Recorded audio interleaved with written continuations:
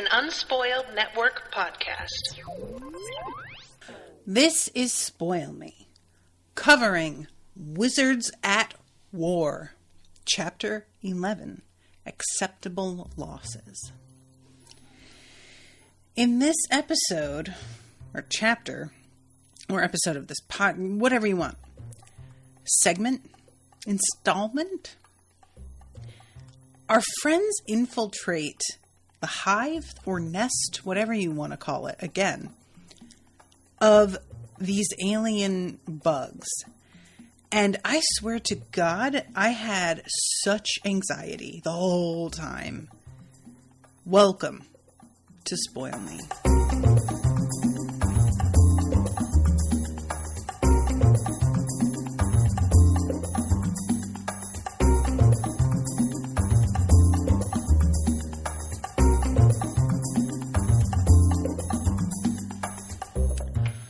Welcome to the show, everyone. I am Natasha. Thank you very much to Yama for commissioning this episode. All right, so guys, the first thing that I want to ask, and I'm not asking in the rhetorical way where I'm like, here's a problem that I'm going to point out to you, and I dare any of you to tell me that there's a reason for this. I'm genuinely asking because I feel like I may have missed something. There is so much going on in this book in particular. The whole thing in the first visit to the Yaldiv's planet is that Nita tries to make herself invisible, and this giant bug can still totally see her. And they say something about how, because they are avatars of the Lone One, they can see through wizardries like that. And it never really occurred to me until this section here to question why we all thought that this magical disguise that makes them all look like Yaldiv here actually works. I don't understand if there's a difference in the type of magic that it actually is. Maybe there is a practical difference in how it's used, or I'm trying to, so it says, the fifth of 7 Yaldiv shaped Mokhtar roofs stood on the floor on its delicate walking legs at the center of a circle of bright floating wizard lights. All the Mokhtar roof's underlying spell structures were exposed, a wire frame of wizardry. Philip was looking it over, checking all the fine details to make sure everything was in place. The other 4 Mokhtar roofs stood complete, images of giant bugs, all still and shining, each one waiting for a wizard to step into it and bring it to life. So the thing about it is that it feels almost like we're treating this wizardry like it's more mechanical than, you know what I mean? It's not actually wizardry as much as it's like he's building a sort of power suit or something. However, the framework it's all built on is wizardry.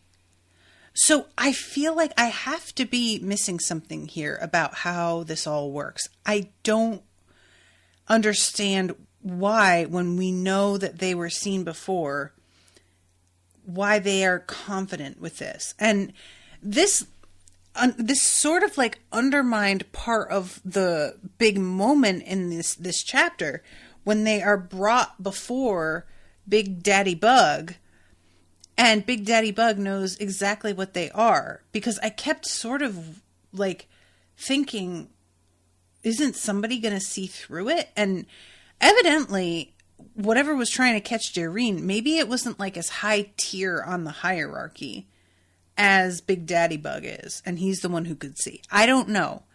But, the chat is empty right now. So those listening, if you're wondering why nobody's chiming in, they're not they're not chiming in because they don't have an answer. They're not chiming in because they aren't here, but they may have an answer. So I will mention it in the next episode if anybody comes forward with a suggestion or explanation or, a quote from a previous chapter that I somehow missed. So let's see. Just to shoot. Phil, how much longer do you think? Perhaps 20 minutes, Philip said. Planet dusk is coming, and when it does, we'll be ready for it. Enthusiasmic, Ronan said, shaking his head. You sure it didn't say enthusiastic? Doreen glanced over at Spot. Spot grew some legs and toddled over to where Ronan sat cross-legged with the spear across his lap. The mobile flipped his screen open and showed Ronan the word that had appeared under the surface of the mobile's world. See, Doreen said, it's got the root word for a spirit, not just a mortal soul, but one that's a lot more powerful. One that can confer immortality on its vessel once it gets properly seated. And incorporation, over there, it doesn't have anything to do with industry. There's the ensoulment root, but with that procedural suffix. It's not something that's finished with, it's an ongoing process. This is extremely confusing to me. I won't lie to you guys. I feel like... So... The whole thing is them talking about the... I'm trying to find the word for it because I can't even remember that. The, bright version of the lone one. And I don't really get... Let's see. Philip was fussing. Doreen didn't think he minded. Okay, here it is. Also typically of him, he had understood about the Hesper more quickly than any of them, even Ronan. Ronan was having problems, and Doreen was getting increasingly tempted to kick him, except that it wouldn't have helped. Then again, maybe it's not just Ronan, she thought. His invisible friend may have reason to feel odd about all this, too. So, the Hesper is what I feel like I'm not entirely getting. The explanation in this section feels a little bit more clear, like it clears up a little bit more later. The assumption is basically that there is a Hesper in one of the Yaldiv, disguised and hidden, so that the lone one will not recognize the threat to itself is on one of the very planets that it is most confident it has conquered already, right? But what it is that they're supposed to do with it when they find it, I don't totally understand. I'm not sure if they understand it yet either. I may not understand because they have not established that, as characters. And let's see. Rashawn says it's a new power never seen before. Not just a redeemed version of the isolate, but something truly new. A version of the lone power that never fell. This moment has been a very long time coming, said the champion after a few moments. If the embodiment survives long enough to come to its full power, then the universe is truly changed. If it does, Kit said, but no wonder the Pululus is happening now. If it knows about this, the lone power must be completely freaked. And this is what the champion comes out with, something sort of interesting. If it knows, great efforts have been made to keep it from discovering all the details, or any of the other powers for that matter. If, as seems to be the case, the efforts to keep the secret have been successful, then our job is to make sure that the ensoulment goes through without a hitch. Ensoulment. This is the spell that they have to find and perform on it. But what does that mean? And then, let's see. The odd thing is that this seems such an unlikely place for this to happen. Then this is the very best place for the power to do it, Kit said. Darene's eyes went up. And let's see. But think about it. If the lone power thinks it owns this planet and everyone on it, it thinks it has a foothold in every living soul. And Rashawn is like, oh, then it won't think about what's happening here. So so this is when we have this like explanation of the Polulus, which it never even occurred to me. And not itself being sure of the location, the isolate would desire above everything that no one else, most especially wizards, should find out where the Hesper's embodiment was to happen. If they did, they might be able to help it.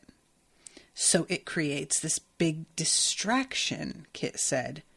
This diversionary tactic, Rashawn said, so that no wizard has time to waste following up any rumors that they might hear. And the lone power is looking all over the place for the Hesper, but it doesn't know that its plans already backfired. The Hesper is about to manifest right under its nose. So, that is why Darene said, like, the Polulus is just not something that we even have to worry about. Because, essentially, the Polulus isn't even really anything. It is a mere distraction by the Lone One, set up to pull all of the attention from wizards to it, because it seems like an apocalyptic issue, when, in fact, it's just a cover for the Lone One doing a whole other thing, searching for this version of itself that never fell, and stopping it from being ensouled, I guess. I think I get it. I am not entirely, like, confident in what the Hesper is, like, where it came from or how this even came to be. And perhaps that's also, like, meant to be sort of unclear. I don't know. But it felt like I was sort of barely getting what they were saying as they were saying it. And I don't like feeling this sort of, insecurity, I guess, about my understanding of, like, the main thrust of a story. You know, it's one thing to not totally get details of a plot that are, like, side plots or something that you feel is going to be filled in later. I can be pretty patient about waiting to see if a thing is eventually explained, but it felt like everybody was having conversations that demonstrated a much better grasp of what was going on than I had currently. And so I felt as if I was supposed to know already. I was supposed to get it by now. And I just feel like a bit of a dum-dum. These books can make me feel like that sometimes. And that's not always a bad thing, you know? Like, to a degree, for wizardry to feel like it's real and that you need training and experience to do it, you have got to make it feel like it takes a certain kind of focus and skill and access to information that not just any fucking joker has. That said, there is a sense sometimes where I'm like, I feel like I'm only just barely hanging on and grasping what the hell is supposed to be going on. Like with Nita's story when she's trying to save her mother's life and her finding the, like, kernel of each world and figuring out how to work on that. It took me, like, longer than I'd care to admit to really get exactly what it was she was trying to do there. You know, does that make sense? So, had the other powers that be been kept away from here on purpose to make sure that the secret was kept? Don't make a fuss. He could just hear the profound silences of the heavens whispering among themselves.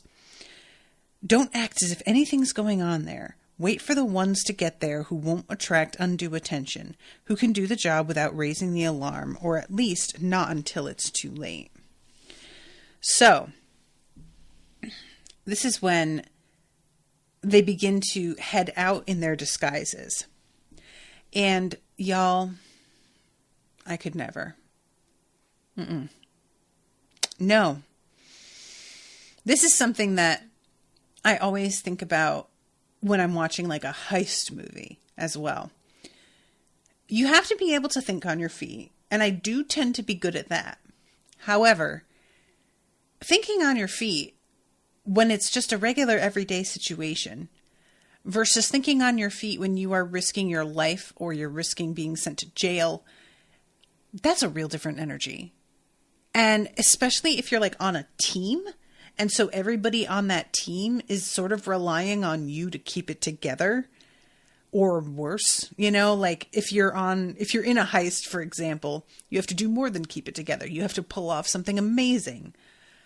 That is just so much pressure, and you cannot possibly plan for every eventuality.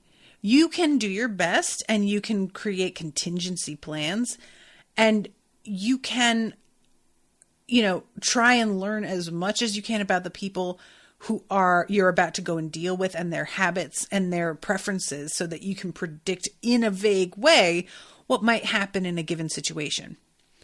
That is all an assumption that you can plan and do research like that. Our friends haven't done this really. Like, they have read the presses about this planet and gotten to understand the like general nature of these beings and their like biology, but they don't know the customs and the motions that they have to go through. And for me, that is the part that I find the most crucial. If you can't pull off an everyday, ordinary interaction, you aren't ever going to get to the spot you need to pull off the bigger job, right? So, when they step out into the world, and the first thing that they encounter is some people doing a signal to them that felt like it should be a call and response. I can't tell you guys how anxious I got over the fact that like nobody knew how to reply to this. I just felt like there's no way to do any recon out there. There's no way to like have a spell that sort of watches and listens to the interactions and at least gets a very basic vibe about the way that they interact with one another, their voice mannerisms and whatnot. They went in so blind that just looking like these beings does not feel like enough to me, you know? We're going to get there in a second, but first I want to just this moment. They all helped one another get into the shape change routines. Darine slipped into hers, held up her hands, and wriggled the fingers. The huge claws clashed. Let's see. Darine wasn't so much paying attention to the artistry of the spell as she was to Kit off on one side and Ronan off on the other, as each got into his own Mokhtaruf. They were both looking at Darine and Rashawn, and both of them were trying not to look like that was what they were doing. I see it, Rashawn said. Darine made an annoyed face as she put Spot down. Philip had built a virtual shelf inside the Mokhtaruf for him, so that Darine could keep him close to eye level and still have her hands free. The problem is, she said silently, there isn't a word for what we've got, whatever that is. Friendship might possibly suffice as a description. But it seems insufficient, you know what I mean. And no one ever believes that's all it is. Everyone starts trying right away to put their own labels on it, and then they run into the age thing. And then start thinking the worst. Whether there's even the slightest evidence. They both fell into an annoyed silence. All right. Listen, here's the thing. In principle, I completely see what Darine is saying and why she would be irritated. And I completely know what it's like to have a really strong friendship with a guy that gets misinterpreted by a lot of people. And you get frustrated at the fact that nobody seems to have the imagination to fucking comprehend. a friendship that is platonic with somebody that is of the sex that you are normally romantically or sexually involved with. I know that that is a huge frustration for a lot of people. That said, I don't really buy that that's what's going on here. What it feels like to me is that they are drawn to one another, but neither of them is in a position to admit that to each other. Darine especially feels less ready for it than Rashawn does. And that Rashawn is aware Darine isn't ready. And so he is like pulling back from a position that it felt like he was beginning to take, where it seemed as if he was putting himself out there a little bit for a minute and being vulnerable with the like, I'm potentially interested energy. And when it seemed very clear that she wasn't going to be returning that, he wasn't offended exactly. He just recognized, all right, well, she's not there yet or might not ever get there. And for now, this isn't the time, you know, I'm not going to press the issue. And he backed off. I can't tell if Darine genuinely isn't aware that's the energy he was giving off. Because I think she is, but maybe she's not. I don't know. Or if she's like in denial that that's the energy he's giving off. And if so, why? Does she actually not feel that way about him? Is it one-sided? Or is it like, for all I know, you know, we haven't seen Darine in any relationship or thinking sexual thoughts about anybody. For all we know, Darine is gay and, you know, doesn't really know how to deal with the fact that she's not feeling anything in that direction for Rashawn. But it might be just that, like, at the moment, she just doesn't have the bandwidth to think about that. And it just feels weird to me. They feel both so on the same page with this irritation when it felt to me like they were on the same page with being aware of this energy between the two of them and choosing not to act on it at the moment. So I feel like they're both feeding into a bit of like denial here on behalf of each other. I don't know. Let's see. The wizardry is functioning correctly. There should be no problems. Kit and Ponch kept right on going, and the Yaldiv who approached them suddenly all moved to either side of the path. As Kit came up close to the foremost Yaldiv, they lifted their claws to him as they passed, even those who were carrying leaves in them. "The Great One be gracious to these," said the foremost Yaldiv. Darine could see that Kit wasn't sure what the right response should be. He lifted his claws, but didn't say anything. On he went, with Ponch in tow, and the others followed him. Y'all, the way my heart stopped, I swear to God, I don't know why I was so tense for this, but genuinely was like kind of freaking out.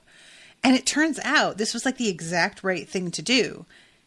This is precisely how the interaction is supposed to go. They say that line with their claws raised, and the warrior Yaldiv are meant to raise their claws in response, but not actually saying anything out loud.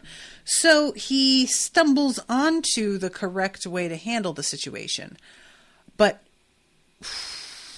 you know, like, I did not like it. It just made me really anxious. And then they come across another crew. Ahead of their group, Darine could see some bigger Yaldiv coming, warriors. She watched a further group of workers reacting to them and saw that the warriors simply lifted their claws and walked on. The warriors drew closer. Kit didn't do anything right away, waiting for them to give him a lead. When they were perhaps 5 meters distant, the lead warrior looked at Kit and held its claws up in a slightly different way, crosswise instead of vertical. Kit held his claws up the same way as they passed. "May these do the one's will," said the lead warrior. May these do the one's will also, Kit said, and went by. And again, nobody stops them. Nobody gives them a weird look. It just, there's a sense to it that he got it right. But I just, like, isn't there a way that y'all could have figured this all out first? So they get eventually to this, like, this space that sort of opens out. And the trees are still there, but they are, the like branches come together much higher up. It doesn't feel quite as claustrophobic as the forest that they had previously been in. A roughly conical central tower speared upward out of a wide, dark, shining surface in a random patchwork of beiges, reds, and rose colors. Hundreds of feet high it rose, toward a forest ceiling far higher and less claustrophobic than the one under which they'd been traveling until now. Close around the central tower, several smaller towers rose from the dark surface, which Doreen could now see and smell was tar, an immense pool of the stuff, all slicked with rainbowy oil. It was a city of paper, at least above ground. Probably it had been built of the chewed leaves that they had seen the workers tearing off and dyed with the unfortunate trees' sappy blood. I don't like that. Unfortunate trees' sappy blood. Why did you have to put it like that? No, I don't like it. This just reminded me a lot, there's like of a wasp's nest. You know, how they are constructed out of a sort of like papery material. I actually don't know what it is that wasps' nests are made of, but no place that I have ever lived has wasps to the level of where I live now. And any like structure in our carport that is at least partially covered and like at least a foot off the ground in a dry space, eventually wasps try to build a nest there. It's just like, it's like clockwork on cushions from like lawn chairs, in like the overhangs of doorways. It's just, and they will start building it and like sort of abandon it. And I always wonder about that. Like, what causes them to decide, you know what, this isn't a good spot after all. Because they will get like a fair way into building a decent sized structure before suddenly they just disappear, never to return again. And I always am so curious, like, well, why? What caused them to just completely disappear? So they get to the entrance to this building and everyone is being stopped and there's like an interaction, but she can't hear what they're saying. She heard two of the warriors chorus, "Within or without?" "Within, absolutely," Kit said. The warriors stared at him briefly, their little scent-detecting antenna working. Then one of them waved him past. Pass and go about the Great One's business. I cannot believe that Kit is out here trying to do this. Ronan says to him, "Don't get cute." And Kit says, "Strikes me that the one thing to be smart not to lose around here is your sense of humor." Another time? Or your sense of humor internally? That's fine. Why are you going to go and like, do these seem like beings that would say absolutely? Kit? What are you doing? I genuinely was kind of shocked at his behavior here. It felt so foolhardy to me for no reason.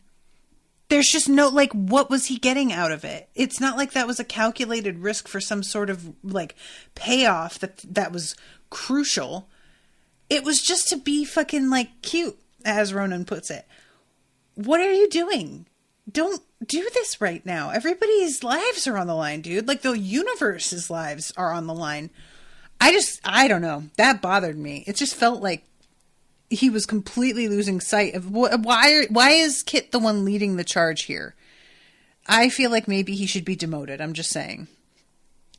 So they go through 1,000,000 tunnels, and she's beginning to get genuinely concerned about if they're going to be able to find their way out ever again. And Spot is essentially like, okay, I don't have a map, so I can't tell us which way to go to get somewhere specific, and I can't see where we're heading. But I am keeping careful notes of every direction that we have gone so far and creating a map of where we have been. So at least if we turn around, we'll know how to get out again, which definitely made me feel better. So this is when they come across all of these slogans. The walls were in infrared. Their rough paper patterning showed up every change in texture. But what also showed was a never-ending flow of words and phrases and instructions and dictates written on the tunnel walls in scent and woven into the structure of them in mile after mile of papier-mâché bas-relief. Some of these were quite graceful, even beautiful. But the sentiments expressed made Doreen even uneasier than she had been to begin with. The Cormorancy is the world. The world is the Cormorancies. Everyone should be like us. Everyone will be like us. All who are not are the enemy. Whoever is not with us is against us. There were hundreds of other mottos and maxims, but they all came down to the same thing. The only purpose of the Yaldiv were to build the city greater or dig it deeper, to make more Yaldiv, to kill their enemies, and by doing all these things, to honor the Great One. It's all too familiar. It was the champion's thought this time, and though it too was angry, there was something challenging about the emotion. All too often, I've seen this kind of thing in other shapes and styles. The places where a species choice has gone wrong, and we've lost the fight.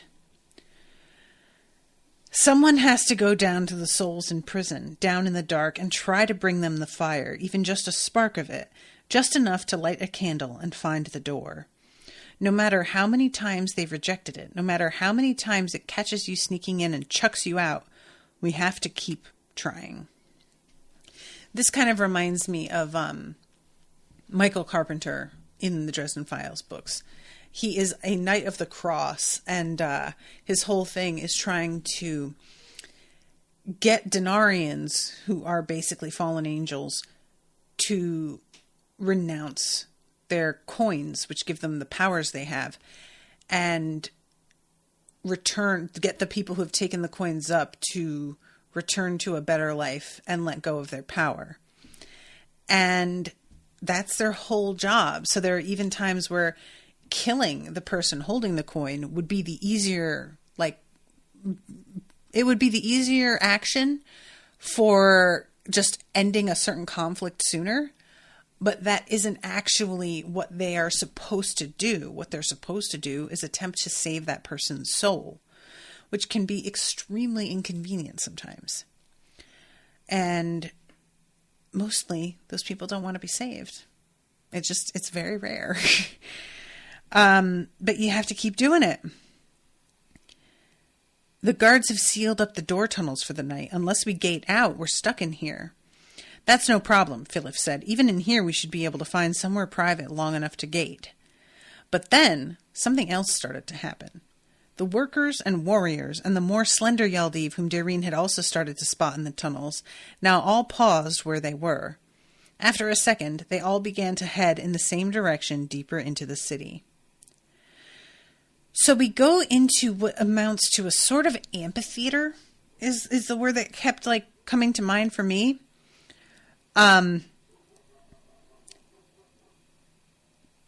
This is just so reminiscent of a fundamentalist church service.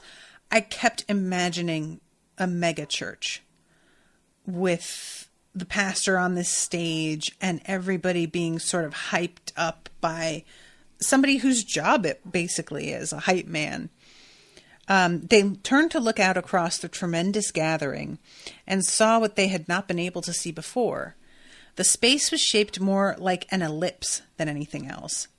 At what would have been the farthest focus of the ellipse, on a dais maybe 100 feet in diameter, lay a huge and swollen form, glowing with heat.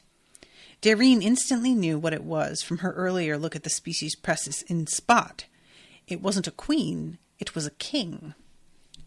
The original carapace of a Yaldiv body was now almost the smallest thing about it.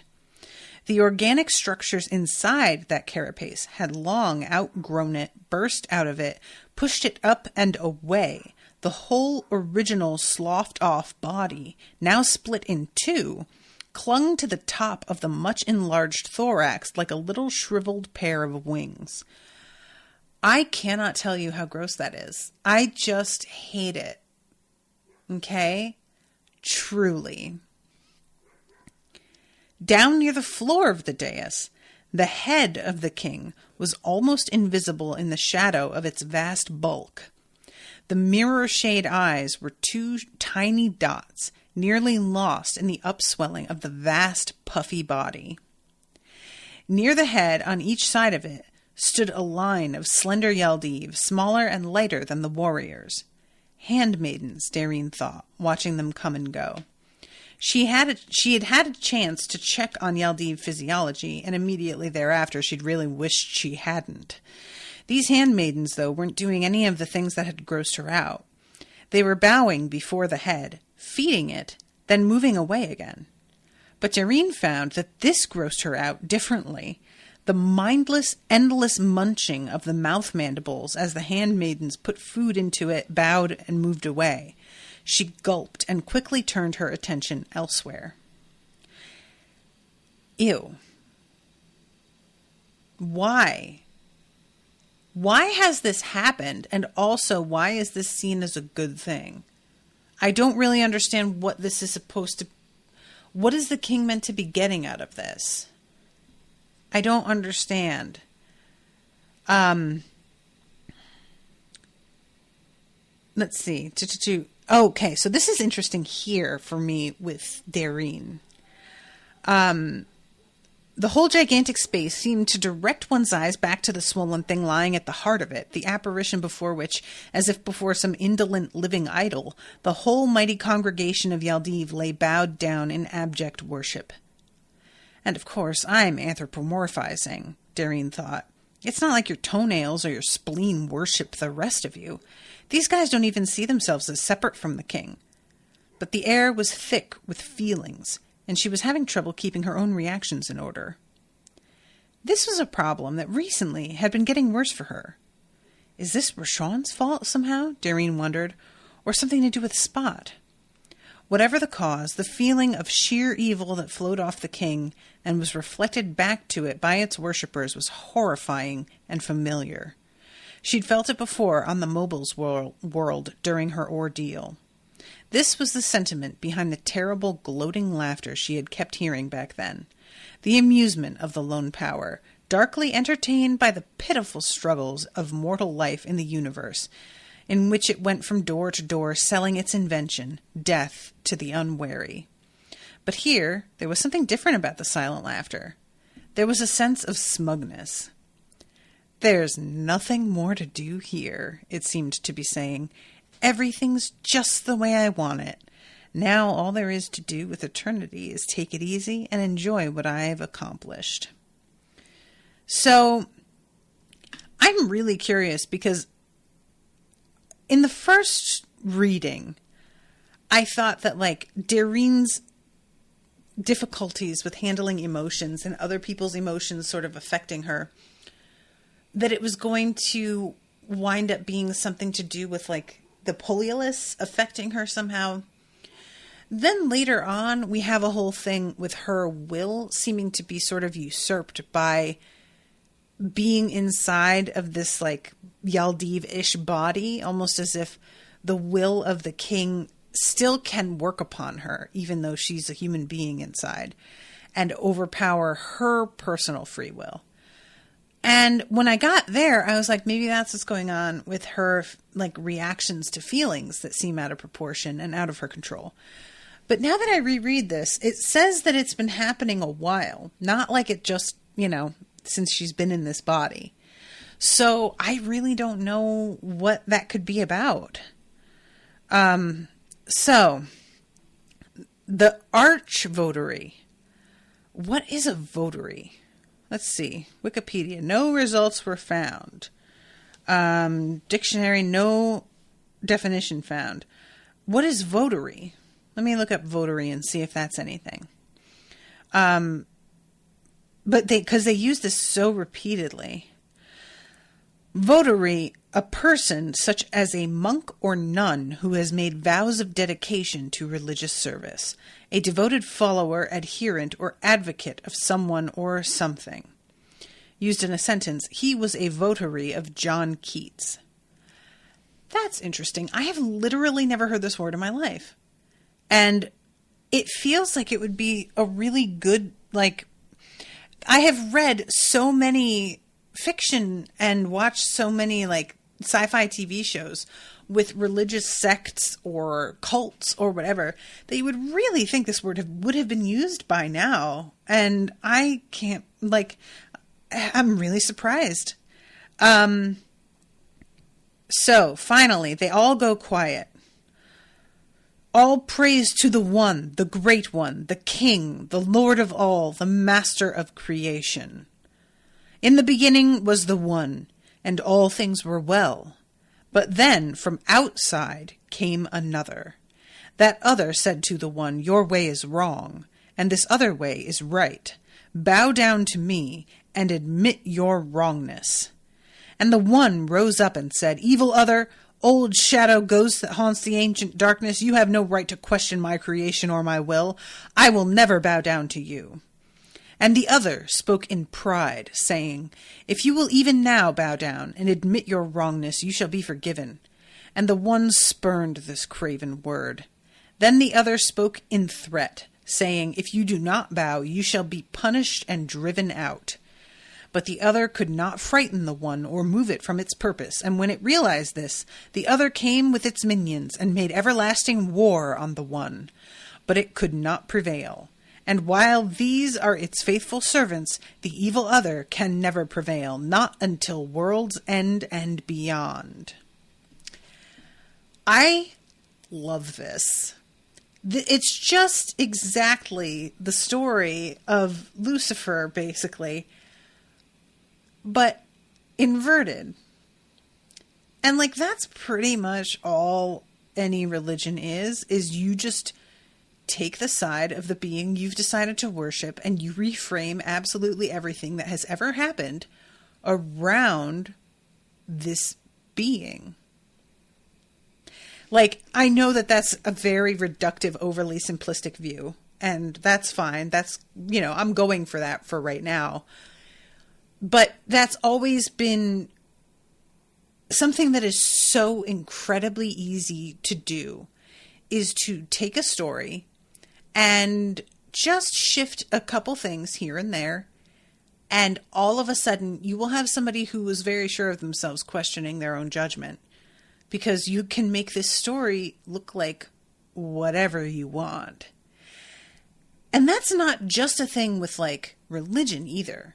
That is also a thing in the cult of personality. I mean, how many times have we seen out there in the world somebody who has been accused of something awful, who is in a position of power, just utter a couple of words about how, well, people don't know the whole situation. They don't know the whole story. And they'll drop a couple of well-worded sentences that suddenly throw the entire story somebody else has brought up into question and make it seem as if they cannot be trusted. Excuse me. It's just so easy to do. People also love to believe that they are the only one who sees through the bullshit. So that's another aspect of it, is like you court someone's pride and make them feel important for knowing something no one else does, or believing the right thing when everybody else is falling for the bullshit thing. You make them feel like they are superior in their judgment and understanding. It's just so funny how easy this is to do and how much it sounds like something we have all heard before. You could take this out of this book, just pull all of the context out of it, and put this into a script for any pastor out there, and it would completely work and fit. You genuinely, like, you really could. I'm not even trying to be cute about it. Like, verbatim, this could be used by a religious figure out there as is, and it would require no changes because it's so similar.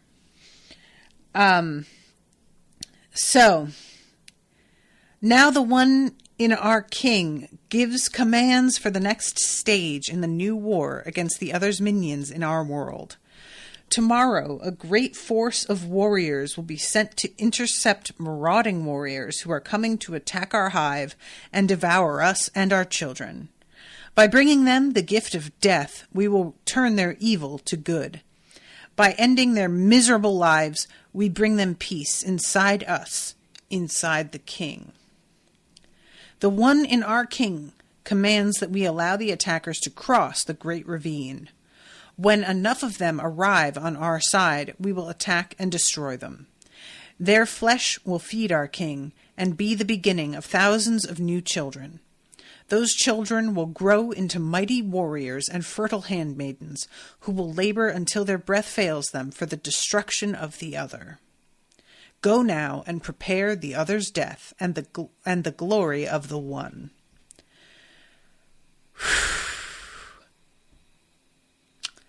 Don't like that. I feel real bad for this, like, opposing crew of beings. It just, yikes.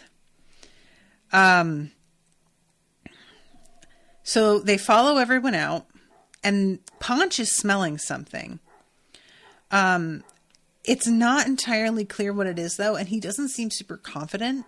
He's just like, it smells sort of familiar. I think they went out this way. And this is what sort of got me a little bit alarmed, was like, he just feels like he doesn't really know for sure. And he feels sort of like there's an anxiety to him here that I'm not used to seeing in Paunch. And I was like, this can't be good. So they head out down that particular tunnel, and then they come up against some warriors that have like different markings on them. Between the group of wizards and the door, the archvotary itself stood and waited, watching them. They walked up in line to the archvotary. Kit stopped. Dareen, watching him, broke out in a sweat.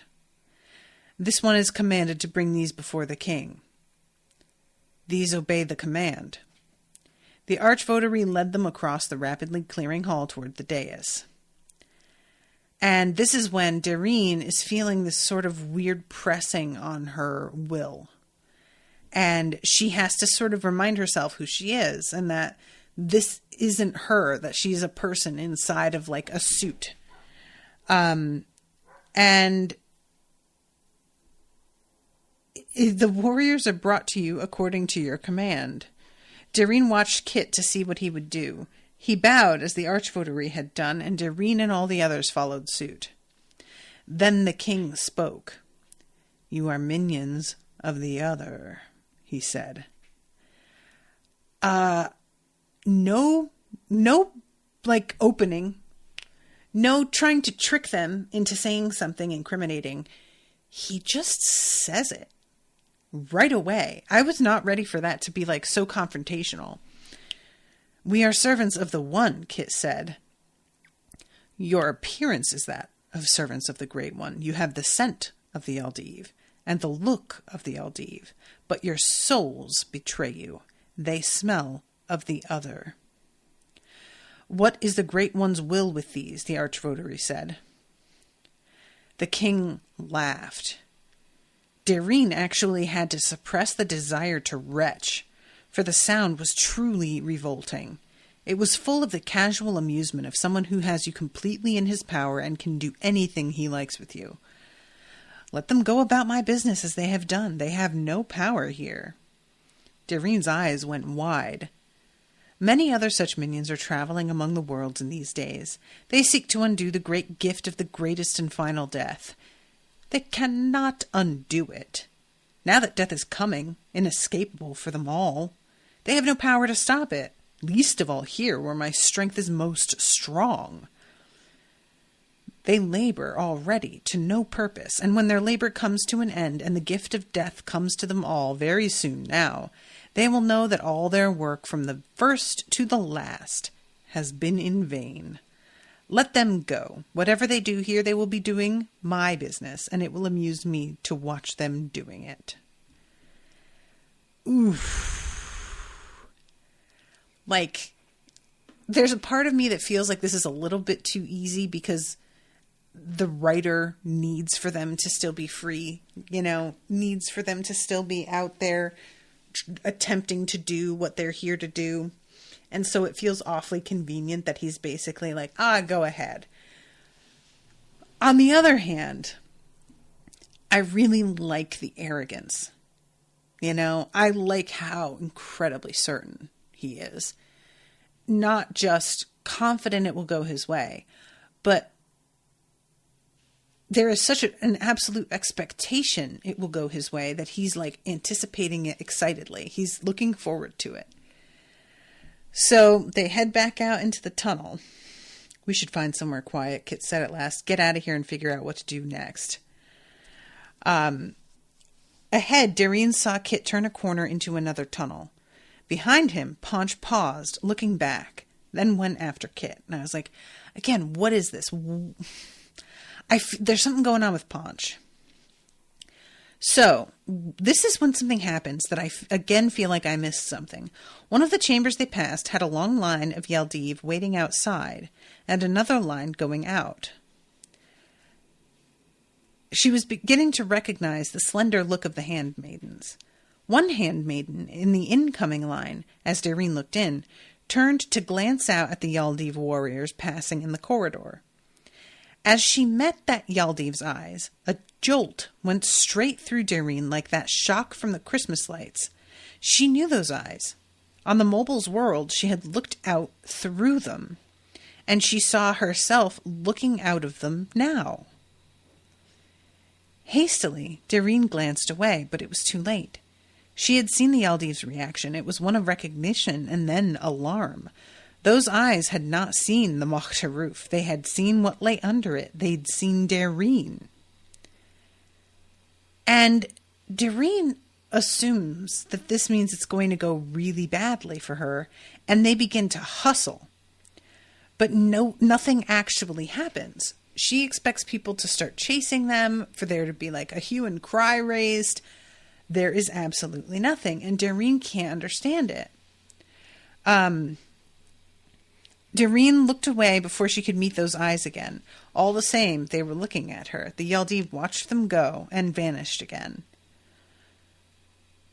And then Dareen thinks to herself, things were going terribly wrong, but possibly, just possibly, in the right kind of way. Okay, so I don't remember this being. I don't remember her looking out of the eyes of something else. Is this like... Is this that she, let's see, on the mobile's world, she had looked out through them when she was just there, just recently? I feel like I'm missing something really like obvious here. I don't know. I'm sorry, guys, but if anybody wants to chime in and tell me, please feel free. So that is the end of the section with Dareen, and then we go to Nita. And guys, this was really awful. So Nita goes into the house, and at first she can't find her dad, but the TV is on, and eventually she finds him, and he's fine. But in the meantime, the TV has like nothing but really bad news. Tensions continue to build in the Caucasus as the government of Ossetia manages its hardline stance against the paramilitary group that claims to have stolen between 10 and 12 kilograms of weapons-grade plutonium. Rumors of a nuclear briefcase weapon have threatened to sell the material to terrorist organizations in the area. And Nita is going and changing through the channels, and all of them are running this story. Even like cartoons have like a banner going over them. And so, yeah, shit is like accelerating here. But her father is here, and he is absolutely fine. And he makes a really good point. She's so anxious for his welfare. And just so concerned after having seen the way that Scaret's ancestor was acting like out of character and weird, and the way that Rashawn said his father wasn't like quite himself. She is looking for signs that her dad isn't acting himself either. And her dad basically is like, well, first of all, he mentions that the sun is continuing to like flare, and that's why his phone isn't working. He tells her that I can cope. Things here may be going to hell in a handbasket, but after what you've told me, I know why. So when I feel awful, at least I'm privileged to know what's causing it. For the meantime, you let me worry about this planet, and I'll let you worry about all the others. If what you're doing works, we'll all have less to worry about here. And this was one of those moments where I felt this sort of like weird envy. Guys, I'm recording this episode on December 21st, 2021. 122121. And I have talked to so many people this year who are just not feeling the Christmas spirit at all, and are doing the bare minimum to celebrate for the holidays, or they're doing what they usually do kind of because they have to, but they're not excited about it. And people were just kind of like, the pandemic is not even close to feeling like it is resolving. We hit 800 million, or what was it? 800,000. Sorry, 800 million. Is it 800,000? 800,000 deaths in the United States, I think, last week. People are exhausted and tired and hopeless, and it just feels like our joy is sapped away in a way that I have never seen everyone in a sort of agreement on this. Everywhere I go, everyone I talk to, even like Owen's grandparents are doing like the bare minimum this year as well. And Owen and I didn't even like put up our regular Christmas tree. We went and got like a baby tree and didn't pull down our decorations. Now, granted, we got married this month, so we're tired and broke and all of that due to this. But it was just not... I wasn't even excited about it before, thinking like it was just not, it's not in my guts this year. And this sadness is, there's a lot of different reasons, of course, but it would be so nice to be able to blame something like the Polyolus, to be able to just say, okay, I know what's going on. There is like a targeted attack of our joy and will to live. And instead, it's just like this loose collection of millions of different types of problems. And this like growing awareness, which I think is actually a good thing in the end, but at the moment just feels awful. That our entire world is built on exploitative, bigoted systems that are meant to be exploitative and bigoted. Like that's the way they are supposed to work. And I think all of us are just sort of like, what now? Like, we have all grown to know. And what do you do with the information once you know it? Like, what, what next? So, I don't know. I just felt jealous of him here to be able to be like, yeah, I can say what's causing it. I'm like, what must that feel like?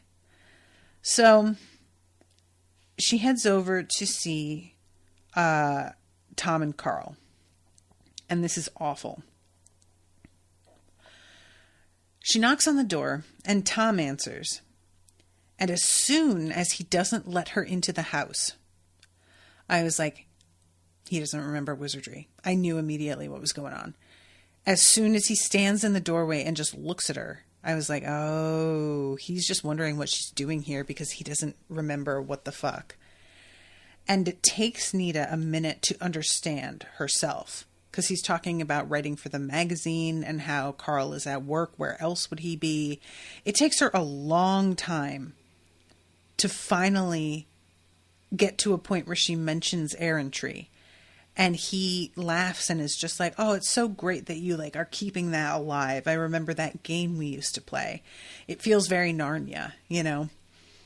And she just absolutely like crumbles as she realizes that he isn't himself anymore. Her heart was breaking, and there was no way she could take the time to deal with it now. Where are Annie and Monty? Carl had to drop them off at the groomers this morning. Their fur was getting out of hand again. You can stop in and play with them later if you like. Oh, okay. Do you mind if I go around back and see how the fish are doing? Sure. Anything else? I have to get back to this. She looked into Tom's eyes, desperate to find there the one thing she wanted to see, but it wasn't there. Nope, she said. Thanks. Come back any time, Tom said. Best to your dad. And he shut the door. Nita stood on the doorstep, feeling utterly shattered, bereft in a way that she hadn't felt since her mother died.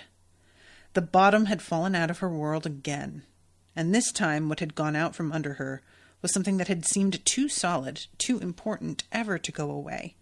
Not even just wizardry itself, but the memory of having been a wizard, party to the most basic glories and tragedies of the universe, was now suddenly reduced in Tom, her role model in some ways, her hero, a figure of power and competence, to acute memory of some kind of friendly let's pretend. The thought was almost too painful to bear. But bearing pain and learning how to deal with the weight of it was something at which Nita had been getting a lot of practice lately. She went down the front steps and around the little path that ran down the side of the house to the backyard. So she goes over to the koi pond, and she drops a dime into it. And at first nothing happens, and she, I think, really just believes that it's all over, and actually starts to doubt herself that wizardry is even real. This moment is so awful, how quickly she starts to have this, like, panic that maybe it isn't anything. What if it was a dream? What if it was all a game, nothing but a fantasy? That terrible thought hung echoing in her mind. Nita shivered. I wouldn't want to live in a world where what I am isn't real anymore. A world with no room in it for wizards. What kind of place would that be? And then, finally, the koi resurfaces and spits the dime out at her. And Nita is just like about to like burst into tears because she's so relieved. Humans are always sort of in the middle when it comes to magic. They're always trying to talk themselves out of it. They're always trying to talk themselves out of whatever power they're given. Just listen to them. Whatever happens to humans is always somebody else's fault. It's almost, pardon the phrase, magical. Night falls and all things go too silent for me. My heart's chill with starfall. Do you guys do anything but that? Everybody's a critic. You prefer sapphics? Those are hard. What is a sapphic? Because I thought that meant lesbian. Of or relating to Sappho or her poetry. A verse in meter associated with Sappho. Okay. Well, I still hear lesbian. I'm just saying. I mean, do you do anything besides predict the future? We're talking to you, aren't we? And this moment I find so funny when she's like, can you just like say in words? Because that's what I've been saying this whole time. Is just how frustrated I get with the whole like, oh, I'm going to be real mysterious and vague shit. A lot of help you are. But we are, said the Calico Koi. We're just not supposed to do it directly. That's not part of being oracular. Our job is to make you think. It takes some doing sometimes, said the Mirror Scale Koi, its expression clearly scornful now. So there's still hope? Always hope. But you can't just sit there and stare at it. You have to do something with it. Which is a damn good line. Like, just genuinely really a good line. A world of dew, and within every dewdrop, a world of struggle. Nita nodded. She was learning to take her time with these utterances. They worked better if you let them unfold slowly than if you tried to crack them open like cracking a nut with a hammer. I should get back. You guys take care of yourselves, and take care of them. We'll do what we can, but if anyone's going to fix this, it's going to have to be you. And that is the end of her chapter. So, I don't like any of this at all. And guys, if you have answers to any of those questions that I was asking earlier, please let me know. Because like I said, I feel like there are answers and that I've just been missing something. So please don't be shy. All right, I'm going to wrap up. Thank you again to Yama for commissioning this. And until next time, toodaloo, motherfuckers.